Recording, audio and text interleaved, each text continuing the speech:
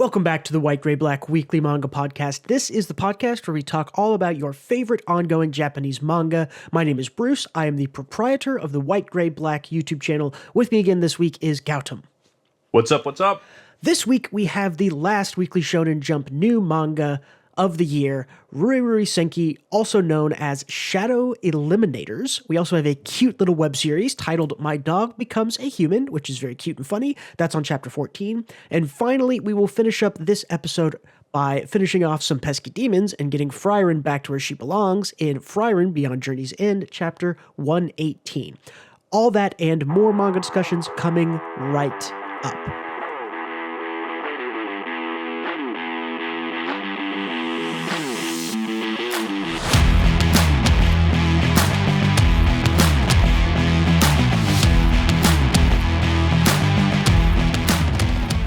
All right, let's get right into Shadow Eliminators by Kento Amemiya. This is the last new Jump series of the year, and it's sub-mediocre would be my review. Gautam, did you read this? I believe I read the one shot for this, but I didn't get to read. Okay. I didn't get to read chapter 1 yet. So tell me about it. That's interesting because I wanted to talk about the one shot. I added some pics of it at the end to kind of give a comparison. The one shot of this, I think, is pretty good. Yeah. I read it and I enjoyed it, and it wasn't anything totally new, but I thought it had some interesting characters. It had some interesting ideas. I think this chapter 1 is worse in every single way. And I'm gonna point the finger away from the author, away from Kento Amemiya, and say that this is probably something that the editors or someone influenced him. I can see why these changes were made. I don't think any of them improve the series. We'll go through sort of briefly what happens in this series. We open on a sort of very serious morals committee type guy. His name is Yayoi Asakaze. This is our non-magical main character, I guess you could say. It's sort of our point of view character for chapter 1, I guess. He's all about upholding school rules. He earned the nickname Justice Man, which is a little goofy. And then pretty quickly, we get this goofy guy jump in the school gates and blah, blah, blah. This guy's name is Aoba Kuromori. This is our sort of magic guy entering in. So I will preface this. This is something we talk about on the podcast a lot. This is another Bleach copy. This is a Bleach clone. This is a Yu Yu Hakusho type. This is magical world exists, magical person enters into normal person's world, changes, they eventually come in, right? So if you're comparing this something to Bleach, right, the Justice Man over here, Justice Man over here is, what's the lead character in Bleach's name? It's like just totally slipped my mind. It's like the other guy is Ichigo, and this guy is Ichigo's rival. Or this guy's like Ruika, right? Ishida, who's like the parallel. He's the glasses guy in Bleach too.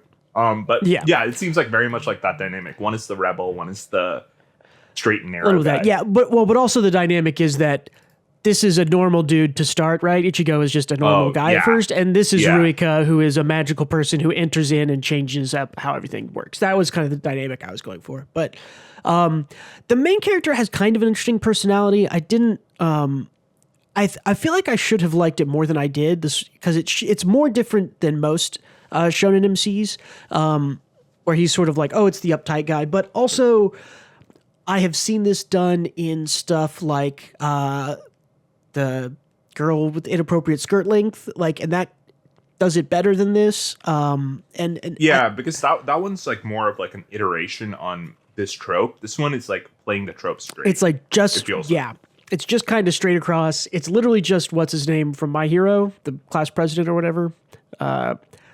Ingenium. For some reason I can't remember his actual name. Probably because he has not been in the series for like 4 years. The non-relevant guy. Yeah.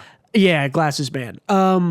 There's some interesting art in here. I think the art is pretty good. That's probably what my one call out for what I think is good here is that the art is pretty excellent. they go into this dark world. Demons possess people. When you have negative emotions, they turn into demons. I think this is literally also the premise of New Age Exorcist. Correct me if I'm wrong. And Bleach, yeah, and Bleach. Okay, yeah, and probably lots of other things. So eventually you get sort of the you get this other little side character who's kind of the flat emotion character. Threads gather together, wrap themselves in shadows in people's hearts and take form. Aoba has this little sword thing, and he let me see. I don't know. Some fights happen, some stuff happens. This is pretty boring, not very exciting chapter 1.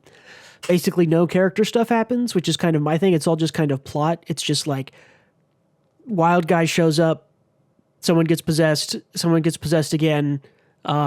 You'd eventually get this is probably my favorite spread page of the whole chapter right here, where, and this was in the one shot too, right, where Aoba has this blade, and the blade, it looks like he's cutting this girl's head off who's kind of being possessed, and it's like, nope, the blade only, slays the demons inside. Doesn't slay people, it only slays kasane, which is, of course, they have to make up a new word for the demons that they're fighting, because if they just called them demons, it would look too much like a ripoff. So yeah, fair enough. Yeah, but I mean, this is a really well paneled action scene here. This is pretty much straight out of the one shot also, and then they sort of are like, oh, let's set up a school club to help people out with their demons, and they're called Shadow Eliminators, which is fine. I mean, that's not the best name in the world, but potentially better than Daemons of the Shadow Realm. Well, it's yet to be seen. Yeah, I wonder if they address the kind of edginess of the name in the next chapter. I think a little. They do a little bit in this chapter, but so I want to connect this to the one shot, which I do think people should go and read the one shot because I do think it's a pretty good one shot. Let's look at how they introduce Aoba here. This is a very shonen introduction, I would say. This is a very sort of action battle. 14-year-old boy, like, oh, he hopped the fence. It's high action. He like lands with the hero pose. He's sweating. He goes, he does this goofy line. I'm the first to arrive. Ha ha ha. And he's not dry and he shakes himself off. It's very sort of high action, high energy, or whatever. I much, much prefer the way he's introduced in the one shot. And here's how he's introduced in the one shot, right? That's so much better already. It's so much better in the one shot, right? Like this girl who's having some problems in art class, and she's already a more interesting main character because she has some character development in chapter 1, whereas the sort of glasses guy in the Jump version does not. So again, I think this one shot is really good. I think all the changes they made to move it to Weekly Shonen Jump did not work for me. I think they might work for a younger audience. That's maybe yet to be seen, but I did not like it. Like, I feel like the cat sleeping on you intro is just instantly funny for everyone, Yeah. It very much gives him more of this sort of like, oh, I'm a chill guy, which contrasts better later when he ends up kind of going sicko mode and kind of unleashing his like demon twin brother, which is part of his powers in the one shot. It's just like all of the cool stuff in the one shot where it's like there's a shadow realm and this guy's brother gets taken and he sort of like, I don't remember if he like swaps places with his brother or like lets his brother take control to be like a powerful sort of demon thing. But there's a really cool, interesting kind of power dynamic there. Not necessarily original, but much more interesting than, I'm sure that we'll get there in the Jump series, but it was not in chapter 1. The main character is better. She has motivations and drives that she wants to be a better artist, and she sort of has a rival, and that kind of demon stuff all comes up, and they resolve that in the one shot, which is really great. None of that happens in the Jump one shot. There's the main character. Nobody does any character shit in chapter 1 of this, so that's not for me. I did not like that. But like I said, the art I think is pretty good here. With how popular New Age Exorcist is, apparently. Maybe this works. I don't know. I hate to be the one to call out because we read chapter 1 of New Age and was like, this is garbage. This will never work. And from what I've seen, it like got number 1 on the TOC rankings, which basically means that it was the most popular thing in Jump 3 or 4 weeks ago. So yeah. But yeah, Shadows Eliminators chapter 1. I don't know. Definitely not for me. like I said, I get all the changes. All the changes they made were kind of to make it more actiony, to give it a little bit more drive, a little bit less sort of character slow moments. Maybe save some reveals for later. That being said, I don't think it did any improvements. The design and the action stuff is okay, but not great, I would say. I mean, this is not Mama Yu Yu's paneling excellence. It's not, the art isn't as good as some of the other stuff, but I don't know. I mean, again, it's a Bleach clone. It's a Demon Slayer, Jujutsu Kaisen. It's another one that they're trying. I mean, they basically tried to do this, like 4 or 5 times a year. They're basically like, what's the next Demon Slayer? What's the next Jujutsu Kaisen? This is their next attempt. I don't think this is it. I think New Age Exorcist is more likely to catch on here, but we'll see. I think like the school set, like the Bleach story with the school setting is so freaking played out that it just doesn't. It's gotta be, yeah. And I mean, even Demon Slayer had a unique setting, which I appreciated. Yeah, true. But and I do get the idea that like, well, if you're 12 now, Bleach was completed before you were born. So what are you going to read? What's the next thing? I get going and looking for that. I wish that they weren't always just looking for Bleach again, right? Like, I don't understand why we haven't had another like Naruto or another One Piece. I kind of understand why we haven't had another One Piece because no one wants to go toe to toe with that. But and same with Naruto. It's like that was wholly pretty unique, Yeah, but like, I think the reason is the success of Demon Slayer brought like the demon hunter genre into the forefront, because I can't imagine anyone wanting to be Bleach because it's like a low bar, Okay, I wondered where you were going with that. Yeah, like it's a low bar, but I will say, from Jump's point of view, Bleach is a massive moneymaker still. I mean, they brought the anime back, 15 years after the last anime aired, right? Maybe not 15 years, but like 10. So. Like in my eyes, it's just like saying, it's like I've always wanted to go into acting. Paul Giamatti is my favorite actor, Like it's like, yeah, he's good. Paul Giamatti's a good actor. I don't throw shade at Paul. I'm throwing shade at Paul. Like, why Paul? Why not like a fucking Daniel Day-Lewis? Why is Paul Giamatti? I guess you're sort of not picking the best of the best. You're picking someone who's like good, but good, but you're not shooting for the stars. Exactly. But yeah. Anyway. I don't know. I mean, that's all to say. I don't understand chasing the Bleach dragon, but I understand chasing the Demon Slayer dragon. I guess I just think that like, I think people want and respect originality more. I think the reason Naruto and One Piece are so popular is that they're wholly unique, right? I mean, yeah, pirates with magical powers, and Naruto is not like pretty derivative is not the right word, but it's very influenced by sort of the Chinese like jutsu magic and Japanese sort of ancient like that sort of stuff. Like Shintoism, like Shintoism, stuff like that. So it's very influenced by like a familiar thing, but like you don't see it a whole lot in manga. I mean, we got we got Chinese Naruto on Jump Plus for a little while, but that series was awful. So I can't even remember what that was called. Something about vampires, but it's it's just that both of them took from Dragon Ball in that regard. Mm-hmm. Both One Piece and Naruto, but. They were their own thing, regardless of them stealing like key and character design from Dragon Ball. Like, and I still feel like Demon Slayer feels like its own separate thing from what Bleach was. It is definitely different enough, right? It's sort of like early 1900s. Yeah, definitely different enough in setting, at least. Yeah. I mean, I think its issues come from a different spot than whether it's unique or not. I guess, but I these all just feel like clones, right? Like clones that I won't remember next week. Well, and the disappointing thing, I think, for me and probably for you as podcasters who, when there's a new chapter 1, we talk about it, is that we've had to have this conversation of, oh, look at this. It's a Bleach clone. We don't like Bleach clones. Why are they still doing this? It's like Demon Slayer, Jujutsu Kaisen. We've had this conversation like 4 times this year, just about series and Jump, right? Like, it's like at a certain point. Exactly. Like Kagurabachi is one of them. New Age Exorcist is one of them. And they're all like a little bit different, right? Like Kagurabachi, I'd say, is kind of the most different of all of those, even though it's not super. I feel like Kagurabachi is more like it knows what it is and doesn't shy away from that, which makes it a little better. Yeah, but, I mean, it also like doesn't have the school setting. It's set in sort of non-modern day Japan. It's pre-cell phone at very least. I don't know exactly what time period it is.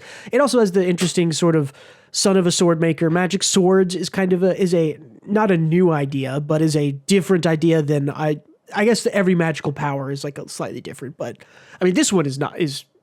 I'd be remiss to say if magic swords isn't just 1-to-1 Bleach, but regardless, I thought that Bleach was your magic manifests as a sword, not the sword was magic. I could be wrong. I have not read much. I've read like 10 chapters of Bleach, so.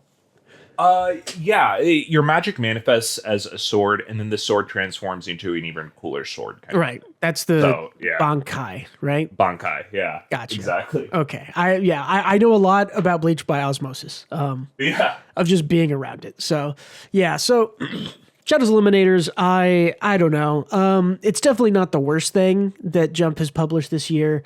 Also, far, far, far from the best.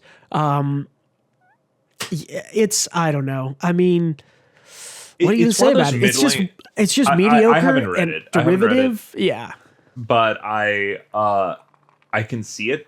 It's just one of these, like you said, mediocre derivative, and it's just another Bleach clone. But I'll read it and I'll give it a fair crack, and then come to that opinion on my own. Yeah, and I think the other thing that was disappointing was, I heard about this coming. Heard about the author. They said, oh, the one shot was really good. Go check out the one shot. I read the one shot and I really liked the one shot version of this. I thought it was really decent. Like, not the most amazing thing I've ever seen, but like for an intro, chapter 1 of a shonen or whatever you want to call it, seemed really good. And then they just changed all the good stuff in it, right? The female lead character who had like passion and a character development in chapter 1 is completely gone, replaced by a guy who's less interesting. The sort of all these interesting low-key introductions, like the guy being introduced, just having a bunch of cats on him, and being like, oh, I'm underestimated. It's part of my nature. Instead, he's like jumping over the fence. Like these are two totally different characters, even if they're the same, because of the way they're introduced, right? Your introduction to a character is massive influence on what kind of character they are and how you feel about them as a reader. And to me, like this guy and this guy, they're not even the same dude. Like completely different energies. 100%. One is like happy and aloof. Well, happy and like ditzy, and the other is aloof and chill. Mm-hmm. No, you want me to take a wild stab? This is like very Marvel formula kind of stuff. I'm sure you realize it too. Basically, they need two contrasting characters. One who can be kind of the audience surrogate, who doesn't have any powers and grows along the way. So the main character needs to have that hook, but also be the polar opposite of the character that already has the powers. Yeah. So they're just like hitting those quotas. For sure, because in the one shot, even though the one shot is better, you're right that the guy is more chill and aloof, and the girl is not like, she's not a non-personality, but she's not high energy Genki or anything like that. She's just sort of like, I want to be an artist, blah, blah, blah. She's a little freaked out by how weird he is, but there isn't, you're right that there's not that dynamic between this is the high energy weirdo and this is the hyper serious justice man. And as like, I get why they made the changes. They were just not as good as just doing things a little bit differently, right? Not conforming to that. So. Yeah, because I think we're in the shitty situation of, you know how like more experience makes you jaded? We're in that spot where we're kind of inevitably jaded by seeing the same tropes play out, akin to the Marvel formula over and over again. So maybe this is better for people who aren't used to the tropes, I mean, I can't believe I'm going to say this. Nobody clip this. I even think that Nue's Exorcist Chapter 1 was more interesting than this one. This one was just boring. I gotta go read it then. I gotta go read it. I mean, because Nue's at least was like, oh, that's a cool monster design. The characters at least had, even though it wasn't the main character, the characters had a little bit of stuff to do. It's a different enough that like, oh, there's a girl living in the school and she's the magic demon thing, and the design and stuff was better. This one was just boring. I don't know. It just didn't hit me the right way. And it's especially, again, it is especially disappointing because the one shot I think is really good and this was not. So I am curious to see if the author can dig this series back into the quality that the one shot is, because clearly I think they're a good enough author. You know, a bad author can't write a good one shot. Even if this first chapter I thought was not very good, it's not as bad as I Said Gil. I guess that's maybe the bottom thing this year. But I thought chapter 1 of New Ace was so bad that it was pretty. I thought Gil was even better. Yeah, that might be true. I don't know. New Ace was just so bad it was memorable. I guess that's the thing, right? Is that this is in that area that we sometimes talk about where it's like it isn't bad, but it isn't good, so it's just boring and forgettable, and there's nothing really sticks with me from it, which is, in my opinion, is a little bit, worse for the memory. For a series. But yeah. Anyway, Nue's main character being Shinji without the depth was frustrating. But anyway, let's that's a sidetrack. Let's do our next thing. That's it. Yep. All right. The next thing I want to talk about, this is a series that has been getting published. I've been seeing it on Reddit, getting fans translated. I believe this is just a web series. I don't know if it's from Twitter or published somewhere else, but this is a really cute little series called My Dog Becomes a Human. This is by Kenji Hamada. And I know what you're all thinking. You're thinking, oh no, this is going to be people getting horny for their dogs. And the answer is no. True. The answer is no. You think that this author does a really good job of walking right up to that line and never crossing it. You go, oh, they're going to go there, and then they don't. And it turns out cute, in my opinion. So, for instance, like in this chapter, these are the main characters. It's Saki and Panta over here, her Siberian Husky. And the first time he transforms, you think, oh, it's a hot guy. I see where this is going. And then it's like, no, Panta is just like the goofiest dude in the world. Like literally just the sort of himbo idiot is how I would describe him, I guess. But in this chapter, you meet sort of another female husky, which again, you look at her and you're like, oh no, she's drawn really hot. They're showing her chest. And it's like, oh man, they're going to go there. And then it's like, she runs after him and they're just like goofy, lovable idiots, like locking arms. Like, I don't know. It's just like every time you're like, oh no, they don't. And then it's just fun after that. There's lots of fun, sort of different personality style dogs being kind of cute and funny in their own ways. And they're all just sort of like, some of the dogs are sort of like prissy and unkempt, but like, oh, if a treat comes out, they turn goofy. Basically, all these people act like actual dogs, right? Which is like, oh, even if a dog is like majestic and regal, it's like, okay, but like those dogs still want their belly rubbed or, to have a treat. They would still do tricks for treats, etc. No dog is sort of like immune to that. So I really like the series. I think it's really cute. And again, like I said, it walks right up to that line where you're like, oh no, is this crossing into the furry territory? And it has not done it yet. And it seems to know exactly how to sort of like trick you and fake you out of thinking like, I mean, look at these 2 pages here, right? Like on the right, it's like running away, 2 hyper serious faces. And then on the left page, it's like, they're just goofy dogs. Like they're just, every time you think like, oh no, is it going to be bad? It's like, nope, they're just goofy dogs again. So that's great. Yeah, this is like getting the furry audience, but also getting the non-furry audience at the same time. People like me who are not furries can read it and enjoy it and then connect with the furries in our communities. Hey, if you're a furry, leave a comment. Leave a YouTube comment for us. Yeah, we could shake hands over this. Hashtag not a furry, and we'll know what that means. yeah, that makes sense. But yeah, I mean, this is a really cute series. You can get through it in, I don't know, 30 minutes probably. They're short, like I said, they're short web chapters. The art also I think is like really, really good, and the coloring and stuff in it. I really like this artist's style. Yeah, I'm a fan of like the black and white with colored eyes thing. Mm-hmm. There are a few series that do that, and it always just looks great. Yeah, I mean, really great art. Okay, let's move on to what will probably be the longest conversation here. Frieren Beyond Journey's End, Chapter 118, Viala Thor. Yeah, and let me do a quick catch, because I actually caught up on Frieren. So the manga took a hiatus. The artist and author, I believe, went to help with the anime, but that's what I hear. I'm not sure if that's the case. But either way, it was on a few months hiatus, and yeah, it came back, and I caught up on like 6 or 7 chapters. Basically, where we're at is Frieren touches a goddess statue, which mysteriously transports her back to the past. Well, in her own vessel, in her own body. So she takes the place of past Frieren. And she meets up with her heroes party, which is Himmel, Eisen, and I forget the priest's name, but Heiter? Heiter, yeah. Heiter. Yeah, effectively they know Frieren so well that they can instantly tell that something is off. And they fight a demon with like really powerful space-time magic, like right away. And Frieren finds out like, oh, wait, flight magic is not a thing in this timeline yet. Yeah, it's like invented in the like 80 years between where she's transported in the current day. So yeah, so there's like a lot of shenanigans like that. She owns the demon and she uses flight magic. She effectively tells her party that she's from the future and needs to find a way back. And this is used to set up a bunch of kind of hijinks and mini adventures with the heroes party and future Frieren.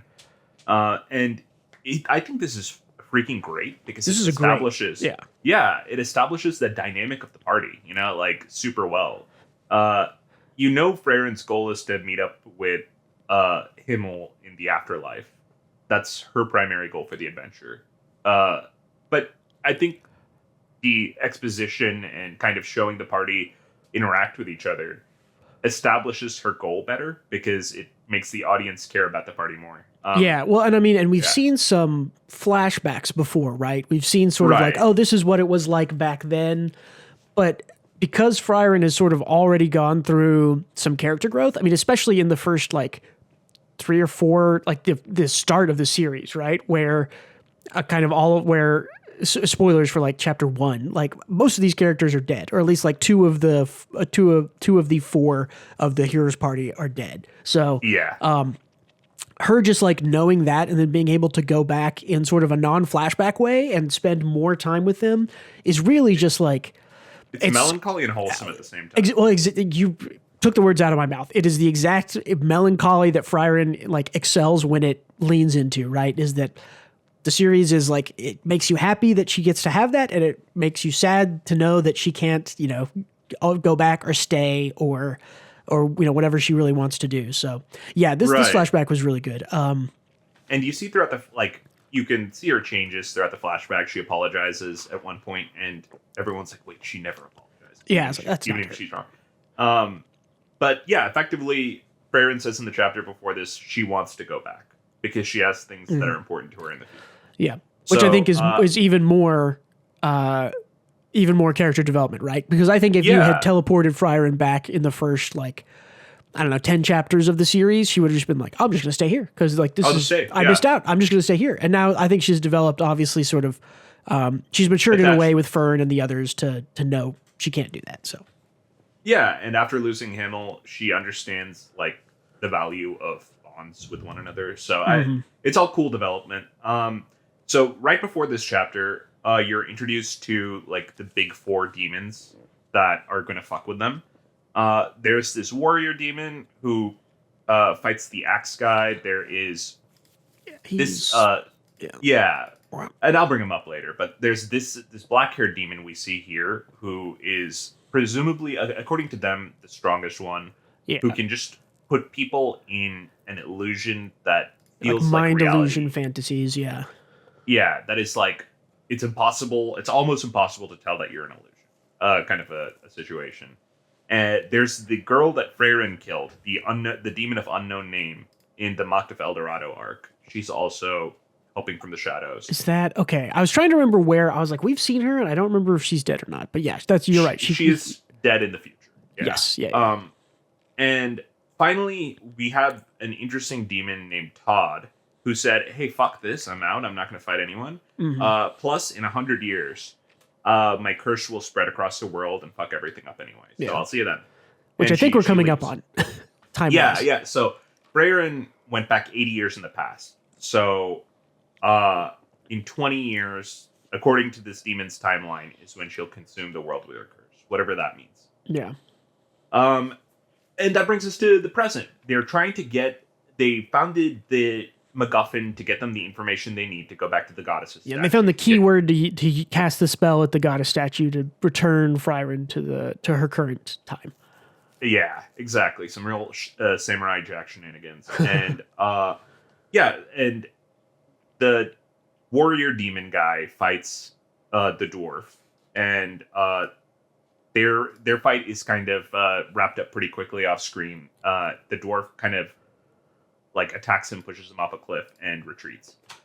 More importantly, you get the hero's party, Himmel and Frieren, instantly get caught in the illusion. They couldn't even parse this guy existed until he showed up and put them in the illusion. And it's sweet. It's an illusion that they're both happy with, of the two of them getting married.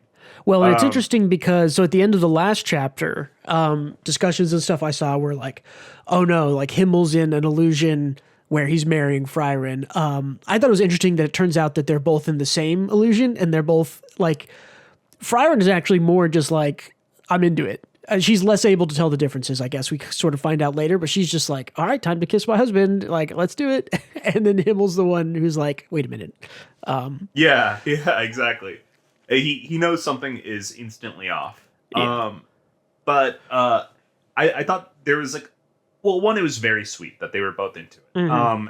I mean, it was kind of more of an unspoken romance, which which was spoken more and more each time we see a flashback with them, and is all but confirmed that they love each other.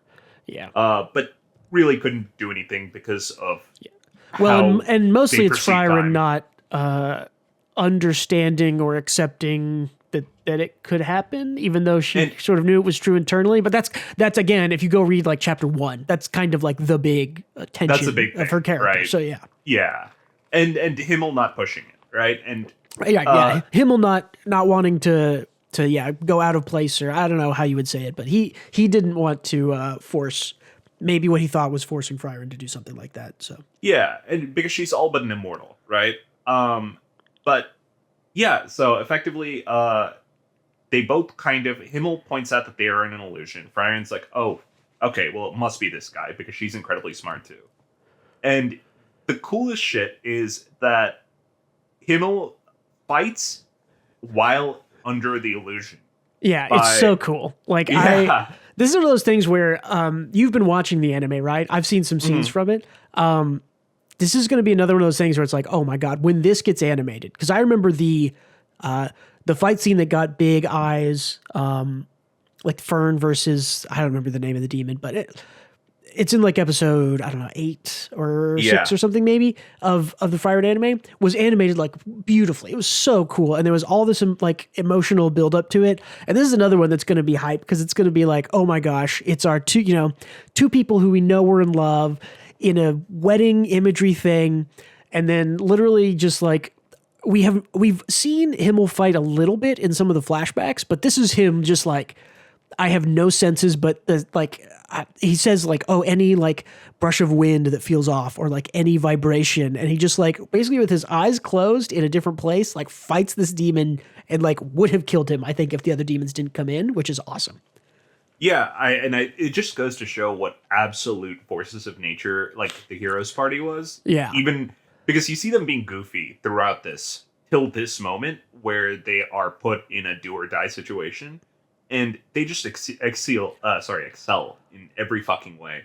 Like the dwarf kind of destroys his warrior. Yeah, I think that demon's dead. I can't confirm it, but I think he kills that demon in this chapter, maybe. Oh, does he? Okay, got it. I don't know. Maybe not. It was kind of hard to tell, but I think he just fell off the cliff. Yeah, maybe. Because the dwarf said I have to retreat because my leader ordered me to. That's true, so yeah. I think he might not be dead, but I don't know. Either way, he destroys that guy. Himmel destroys the illusion dude without being able to see, smell, or use any of his senses aside from like touch. Yeah. See, it's on this page here, right? It's like go after anything that seems out of place, however insignificant. It's like rustle of clothes, people breathing, the piercing breeze, and he like stops a sword from hitting Frieren like right before it does. It's just a real like for a series that we've kind of talked about not having great action paneling, it's still a really cool action scene. Like it's just still really neat. Like, it's great. I think it's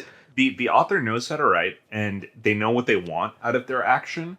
And, like they know what they want, like the cool parts about action. They just aren't the best at handling. Yeah, and which doesn't really take away from my enjoyment of it at all, because like we've said about Frieren in the past, the emotional stakes are there. The setup for it is cool enough. And just because the panels aren't as good as they could be, this is still a hype fight. Like, this is, the hypest fight with mediocre paneling I've ever seen that I was like fully bought into, maybe. So, yeah, and that's something that Frieren does over and over again. Even though the paneling isn't the best, it's like I am always invested because the writing just the storytelling is just amazing. Yeah. Well, it ends with Frieren casting the spell on the stone, and Himmel and crew wrapping up their kind of dance with the demons here. The demons effectively all retreat, and Frieren is swapped back with normal Frieren, or time appropriate Frieren, and our Frieren is sent back to the future. And that's where we end. So we ended our arc here with the heroes party and future Frieren, and we're gonna go back to, I assume, Stark and Fern next chapter. Yeah, I think so. It's also like, man, I think facial expressions in manga are especially important because you only really you get them for sort of one panel, and like Himmel's expression down here in the bottom right when he realizes that Frieren is like isn't going to remember that they were like getting married and they have these feelings for each other. She's sort of back to either denying those feelings or not accepting them or whatever, is like, again, it's just like that melancholy feeling that Frieren gives you. He's like, she's back to the Frieren that I know, and that makes me happy, but also I've lost this sort of truthful memory, this experience that we had. And it's just like, it's melancholy and it's perfect. And it's like, it is melancholy. Yeah, for sure. And that's probably why he knew it wasn't reality, because I think the Frieren at that time wouldn't have had that fantasy. Yeah. Well, and I even think he knows that even future Frieren, even, because they spent, a week or two together, or whatever long, some amount of time. I even think he knew that like, this is too perfect. I think it's more of a, how do I say this? It's more telling of what Himmel knows can't be true, right? Like, no matter what, even though he does love Frieren, he knows, he's blocked off in his mind that we're never going to get married. We're never going to be together. I do love her. She does love me in the future, looking back maybe, but it's not something that I can have. So that's a good point. Yeah, that's very true. I didn't even think about that. Yeah, that's very much the case. Frieren is something he can't really ever get. Yeah, and I think he realizes potentially, because I think he's smarter than he lets on, or at least kind of they want to play him like a bit of a himbo, but I think he's super intelligent. I think he knows the Frieren from the future. He realizes that like he doesn't get her like by the end. So like she sort of keeps a bunch of the future knowledge sort of close to the chest and doesn't reveal a lot. But I think that Himmel's smart enough to know like, oh, if we had like ended up together for years, we would be having a different experience right now than we are now. So it doesn't happen. And so it can't happen, and I can't pursue it because I know now. Yeah, good point. It's like multiple levels of melancholy, man. Like, how does Frieren do it? And like they can read Frieren like a book. Like even if she is withholding information, they all know her way too well. So which was mentioned in this flashback as well. So I mean, they've spent at this point what, like 10 or 15 years or something traveling together. So long time. So well, at least a long time for the humans. Yeah, for sure. But either way, as always, Frieren crushes it and continues super good little flashback arc.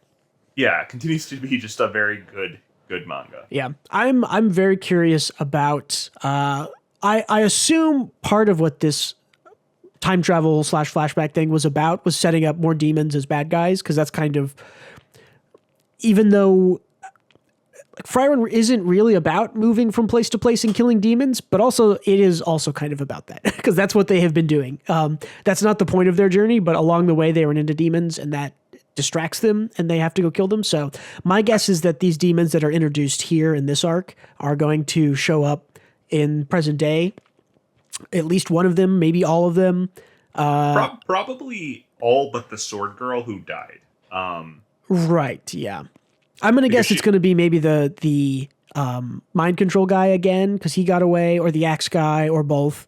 Because the one girl died, we said, and then in the future, and so I think, is it just those two, or is there one more left? There might be. There's a third girl, the cursed girl, who fucked off out of there. Yeah.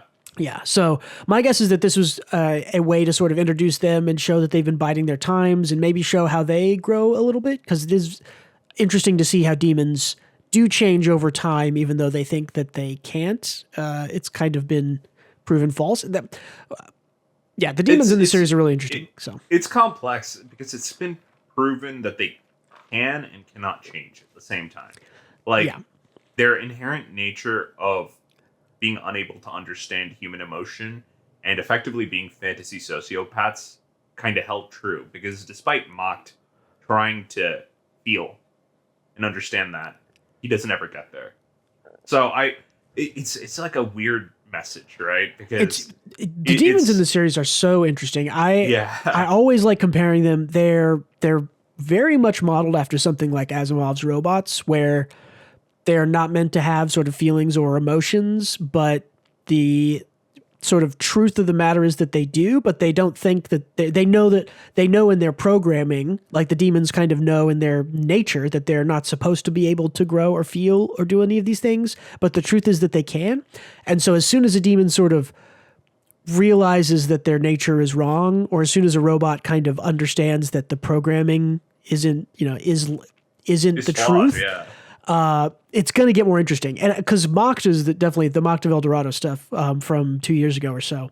That's definitely sort of where I think that Mocked realized like that he could change, but he would have to sort of throw out, hundreds or thousands of years of what he knew himself to be, his kind of self-identity, and wasn't willing to do that. I think we do probably eventually get to a demon that understands it better. And maybe you already have. Maybe it's maybe it's one of these. Maybe we'll see something. I do think we'll eventually get sort of a demon who says, who understands and rebels against the idea that I am an unchanging, evil. Everything I do is for self-interest, and maybe can trick people by relating, or I don't know. I'm curious to see where it goes for sure. It's kind of this weird self-fulfilling prophecy where they only live so long because they have committed atrocities, right?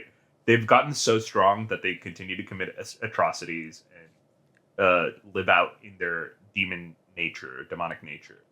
But by proxy, it becomes harder and harder to change in any particular way, because they have already, like Mocked of El Dorado, he'd already done like so much. Yeah. But I also think it's interesting. Yeah, you can go and listen. We did a Mocked of El Dorado finale. One of our first podcasts, late 2022. I think it's up there.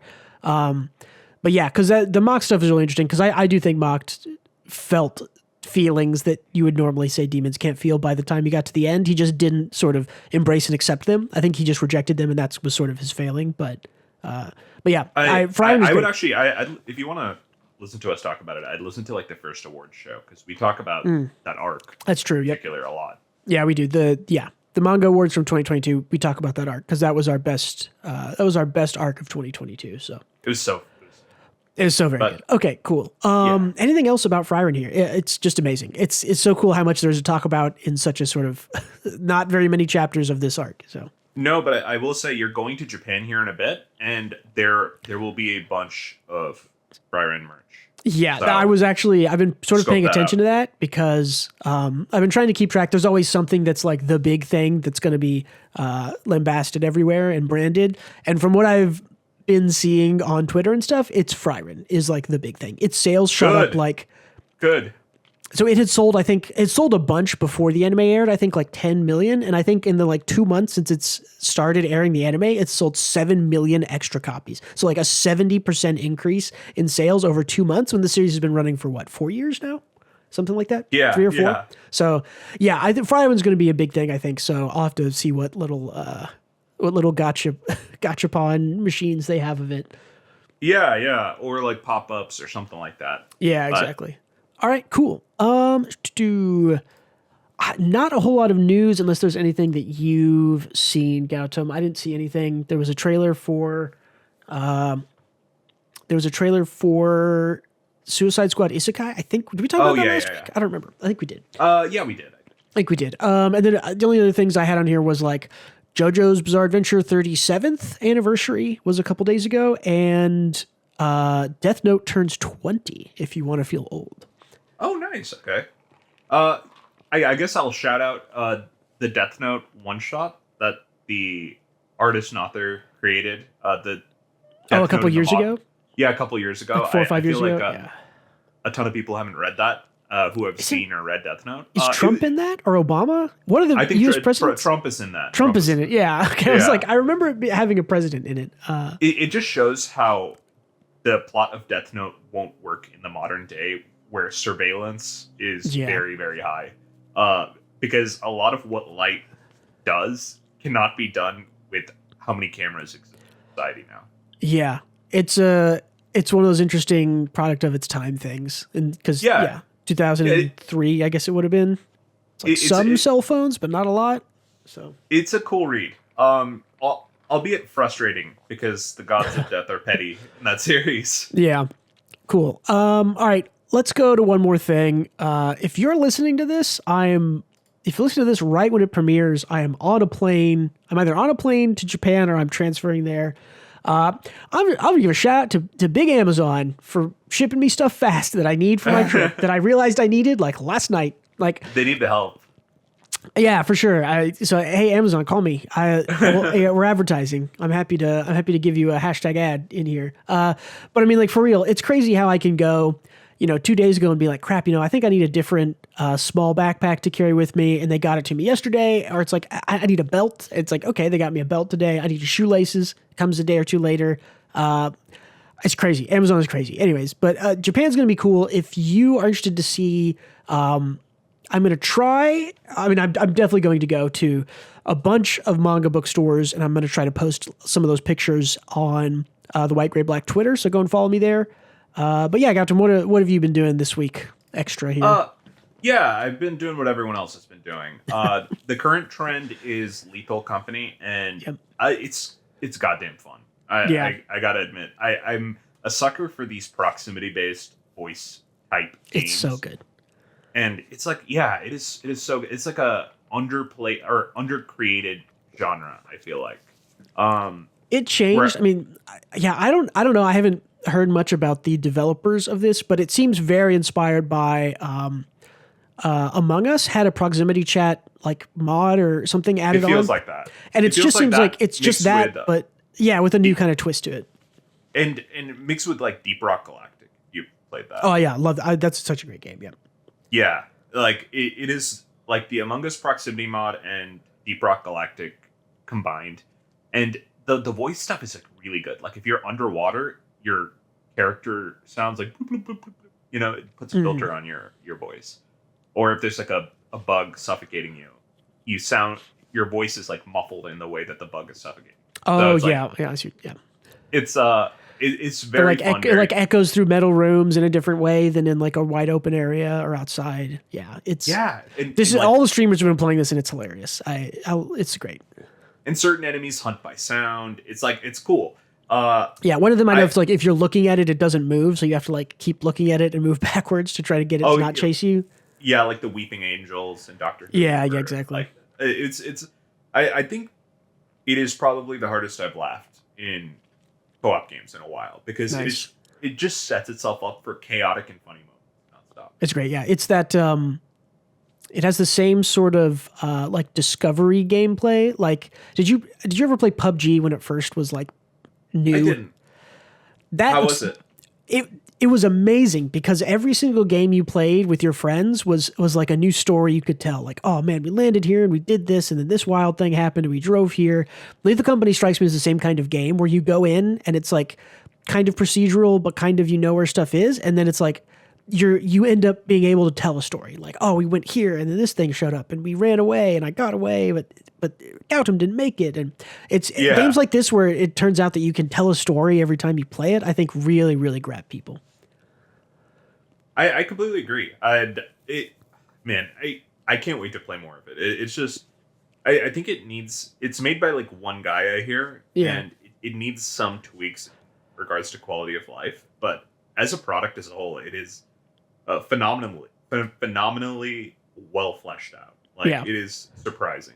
Man, if I were him, I would immediately like hire 2 or 3 guys with the hopefully money he made here and just start working Lethal Company 2. Give it a year. People will come back. It'll be a better version.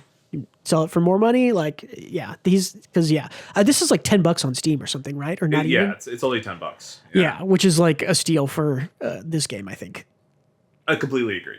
Cool. But yeah, that's about it on my end.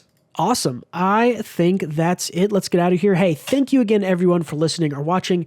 Don't forget to leave us some feedback in the comments. How did you feel about Shadow's Eliminators? How did you feel about that last arc of Frieren? Let us know. Give us an upvote. Give us a thumbs up. Whatever positive reinforcement you can, please go do that for us. We really appreciate that. Check out Twitter and Patreon, which are linked in the description. Gautam, don't forget to say goodbye. Goodbye, Gautam. Thank you for being with us yet again. And don't forget to read more manga.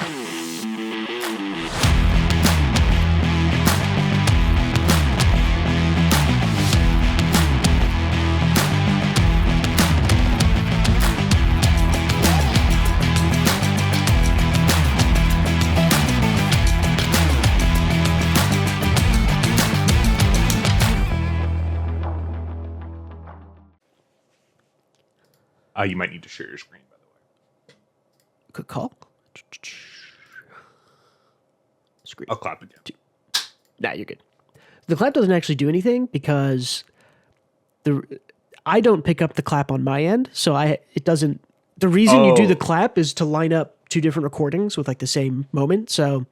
Oh, okay. The clap shows up on your recording, but it doesn't show up on the master to line it up with. So, but lining it up isn't super hard. But that's just so you don't have to clap unless you like clapping. Oh, okay, got it. All right, cool. You can see, right? Yep. Awesome.